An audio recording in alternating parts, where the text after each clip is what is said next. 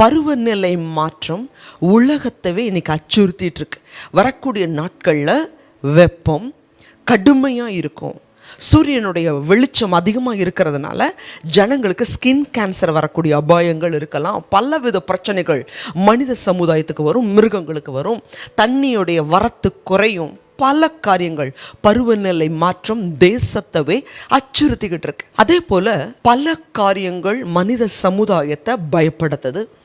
December மாதம் வந்த ஒரு நியூஸ், சென்னையில் ஐடி வேலையில் இருக்கிற ஒரு இளைஞர் காதில் ஏதோ ஒரு பேசுகிற சத்தம் கேட்டுக்கிட்டே இருக்குது.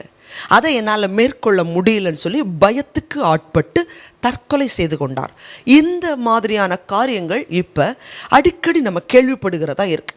தேவஜனமே, இந்த உலகத்தில் எப்படிப்பட்ட சூழ்நிலைகள் நம்மளை பயமுறுத்தினாலும் நம்மளை விடுவிக்கிற தேவன், ஜீவனுள்ள தேவன், சர்வ வல்லமை உள்ளவராக இருக்கிறார். நீங்கள் எந்த மத்தியில் வாழ்ந்தாலும் சரி, பயமுறுத்துகிற மனுஷர்களா, பயமுறுத்துகிற பிரச்சனையா, ஏதோ ஒரு சூழ்நிலை, ஏதோ ஒரு பிரச்சனை, ஏதோ ஒரு மனிதர்கள் உங்களை பயமுறுத்தலாம்.